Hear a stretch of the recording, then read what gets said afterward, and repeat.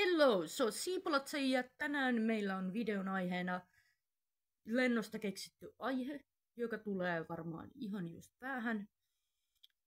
Me puhutaan tälläkin kertaa, yllätys yllätys, mistäs muustakaan kuin mun haasteista ja päihteistä. Eli jos sua ahdistaa suorasanaisuus, niin skip suoraan video. Mun päihteiden käyttö. Mä oon sanonut tämän miljoona kertaa. Mun päihteiden käyttö alkoi siitä, että mua kiusattiin ja mä koin, että mun tarvii päästä jonnekin, mun tarvii keksiä joku ulospääsy tilanteesta, jotta mun oloni olisi paljon helpompi. Päihteet tuli kuvioihin ja niillä mä lääkitsin itseäni. Sitten mennään näihin syihin, että minkä takia mä aloin käyttämään päihteitä. Mä aloin käyttämään päihteitä sen takia, että mä haluaisin peittää omaa epävarmuuttani ja mun fiiliksiä, ajatuksia, oloja, ja mä kuvittelin, että päihteet on paras kaveri. Mutta eihän se tietenkään ollut niin. Ja sitten mä huomasin, vasta olisiko ollut 2020, kun mä aloin olemaan pikkuhiljaa päihteetön. Et vittu, mä oon tuhlannut 2 vuotta. 2 vuotta laittomiin päihteisiin ja alkoholiin. Se ei ollut mikään semmonen saavutus tai mikä tämmönen. Mua rupesi kaduttaa se ihan oikeesti. Miettikää, 2 vuotta johonkin ihan turhan paskaan. Mä olin siis sinä aikana voinut kehittyä, mä olin siis sinä aikana voinut aloittaa tupen, mä olin siis sinä aikana voinut tehdä vaikka ja mitä. Mut ei, mä otin päihteitä. Sitten, minkä takia mä otin päihteitä? Sen takia, koska mua kiusattiin. Mulla oli epävarma olo. Mä koin tosi huonoa omatuntoa siitä, että mua kiusattiin. Mä kuvittelin, että se on mun syy, että mua kiusataan. Mut mä olin väärässä. Se ei ole ikinä mun syy, että mua kiusataan. Ja sitten tää, että mä en puhunut kellekään mun kiusaamisesta tai mitään. No, vähän aikaa kulu ja sitten mä pääsin hoitojaksolle. Ja hoitojaksolla mä opin vasta ymmärtää, että mitä on elämä ilman alkoholia, ilman laittomia piristeitä. Ja nykyään me käytetään laillisia piristeitä. Ja mitä nämä lailliset piristeet sitten on? Lailliset piristeet on kahvi, energiajuoma, kaikki kofeiinipitoinen menee. Ja mä yritän myös mahdollisuuksien mukaan päästä kofeiinistakin irti, että mä käyttäisi sitä kofeiinia niin paljon. Koska yksinkertaisesti kofeiinikin on päihde. Ja mä en haluaisi olla koukussa mihinkään. Mut miksi mua kiusattiin sitten? Mua kiusattiin sen takia, että mä pukeuduin eri tavalla. Mua kiusattiin myös senkin takia, että mä olin erilainen nuori. Mä koin olevani trans ja olen trans tänäkin päivänä. Ja sitten mua kiusattiin myös senkin takia, että jengi kuvitteli, että kehitysvammainen on vähempiarvoinen ihminen, mikä ei pidä paikkaansa. Se ei todellakaan pidä paikkaansa. Kehitysvammainen ihminen on yhtä arvokas kuin sinä siellä ruudun toisella puolella. Jos joku länkyttää sulle tämmöistä paskaa, niin sanot vaan sille ihan asiallisesti, että toi on ihan paskapuhetta. Ja sit palataan tähän. Minkä takia mä puhun tästä aiheesta? Mä puhun tästä aiheesta sen takia, että mä koen tämän tärkeäksi. No, millaisia haasteita tää mun ominaisuus on tuonut mulle? Mun ominaisuus vaikuttaa kognitiivisiin taitoihin, fyysiseen suoriutumiseen, hahmottamiseen ja kehittymiseen. Mä oon tällä hetkellä 22, ensi vuonna 23.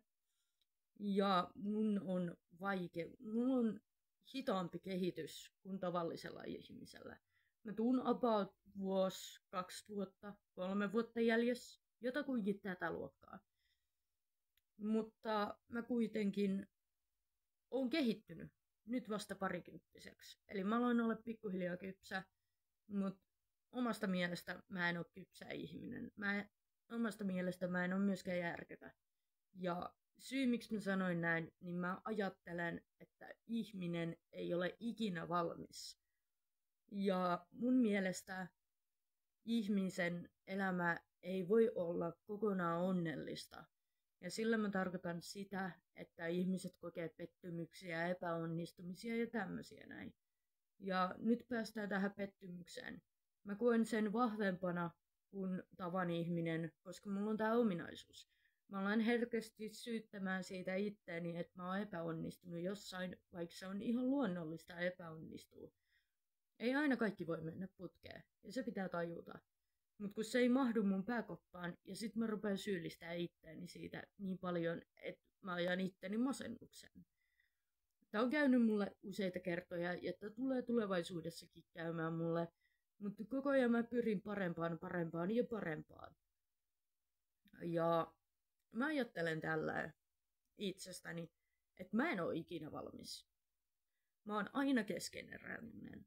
Ja se, että jengi sanoo, että mä oon viisas, niin voi pojat, mä en ole viisas. Ja ihminen kehittyy koko sen elämänkaaren aikana fiksummaksi ja järkevämmäksi ja viisaammaksi. Sanotaan nyt, että niinä viimeisinä päivinä sä tiedostat, että nyt ollaan heikossa jamassa, mutta sä oot silloin tosi viisas ihminen. Ja elämä on tavallaan niin kuin kaari. Ja sä lähet täältä ja sit sä koko ajan hitaasti kehityt. Ja sit kun sä oot siinä kehittymisen huipussa, niin silloin sä oot valmis. Sanotaan, että jokaisessa meissä on se oma potentiaali ja se vaan pitää kaivaa esiin. Se ei löydy sillain naps, mutta niinku, mä oon löytänyt omani. Ja se, missä mä haluan kehittää itseäni koko ajan paremmaksi ja paremmaksi ja paremmaksi, on just ne taidot, mitkä multa puuttuu. Eli esimerkiksi huoneen siivoaminen, siinä mä voisin kehittyä. Esimerkiksi tubettaminen, siinä mä voisin kehittyä ja mä kehityn siinä koko ajan. Ja sit on tämmönen asia, että ihmisten ymmärtäminen, se on mulle semmonen haaste. Siis älkää käsittäkö väärin, mä ymmärrän kyllä ihmisiä, mutta mä en mun tämän ominaisuuden takia, eli lievän älyllisen kehitysvamman takia, mä en välttämättä ymmärrä tiettyjä sanoja. Ja mulla on semmonen jännä tapa, että jos mä en ymmärrä jotain sanaa, niin mä koitan keksiä sille merkityksen ilman, että mä katson Googlea. Ja sen takia mä en välttämättä ole aina kärryillä, että mitä mikäkin sana tarkoittaa. Ja sit mulla on tää ADHD, sekin vaikeuttaa asioita. Esimerkiksi kaikki siirtymät omasta kopista voi kestää 10 minuuttia, 5 minuuttia, koska se siirtyminen on mulle vaikeaa. Ja sitä ei tosi moni ymmärrä, että miksi se on vaikeeta. Se on mulle vaikeeta sen takia, koska mä en osaa tehdä semmosia nopeita lähtöjä. Joten sen takia, aina kun joku läheinen soittaa mulle, että hei mä oon tulos, niin sen takia mä oon jo pihalla. Että mun on helpompi siirtyä. Siinä menee se 50 minuuttia ennen kuin mä saan takin niskaan. Mutta se ei johdu laiskuudesta. Se johtuu niistä haasteista, mitä mulla on. Ja sit on esimerkiksi tääkin, että jos mulle sanoo, että varttia vajaa, eihän mä tiedä analogista kelloa. Eihän mä osaa analogista kelloa. Mutta digitaalisen kellon mä osaan. Mä osaan katsoa, jos mulle sanoo, että vaikka 12.45, niin silloin mä osaan katsoa, että se on tulos 12.45, se on 12.45 pihalla, ja silloin mä osaan mennä ulos. Mutta jos mulle sanoo esimerkiksi vaikka, että tuun varttia yli, niin mä joudun kysymään aika usein, että miltä se näyttää digikellossa. Joten sen takia mä välillä odottelen pihalla, välillä sisällä, ja sit mulle soitetaan, että hei, tuut sä ulos. Et me ollaan jo pihassa. No, sit päästään tähän ADHDn tuottamiin haasteisiin. ADHDs on monta hyvää puolta, mutta monta negatiivista puolta. Se, että mä en jaksa välttämättä keskittyä, niin se on iso haaste. Ja ne asiat, mitkä mua kiinnostaa, niihin mä lyön tosi paljon aikaa, rahaa, motivaatiota. Ja sit mä oon niinku täällä ihon pohjalla ja mä mietin mun elämää ja mä veen peiton korville, rupeen nukkuu. Et kaikki tämmönen sosiaalisoituminen ja puhuminen vie niin paljon energiaa multa. Ja sitten tullaan tähän näin, että onko mä löytänyt omaa tasapainoa, että millä tavalla mä teen asioita ilman, että mä uuvun. Niin kyllä, olen löytänyt. Ja mulla on yksinkertainen ratkaisu siihen.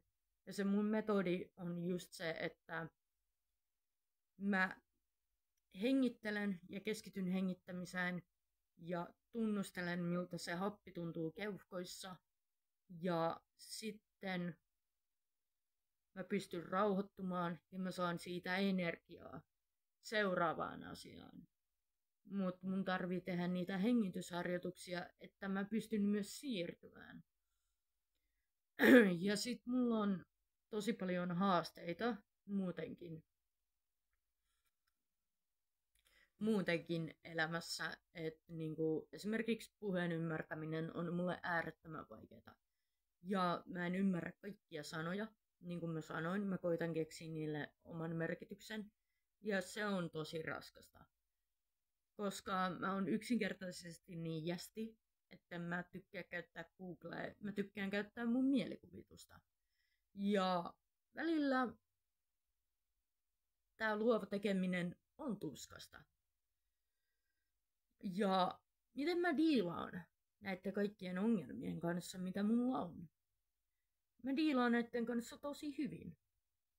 Ei mulla on niinku sillai probleemaa. Että mä tiedostan omat haasteet ja mä paikkaan niitä ongelmia keksimällä ratkaisuja siihen ongelmaan. Mun ongelmanratkontakyky on tosi hyvä tämän ansiosta. Mutta tosiaan, jos sä tykkäsit videosta, niin heitä peukut pystyyn ja tätä videota kavereille, jos koet tämän jakamisen arvoiseksi. Se olisi mun puolesta. Moikka!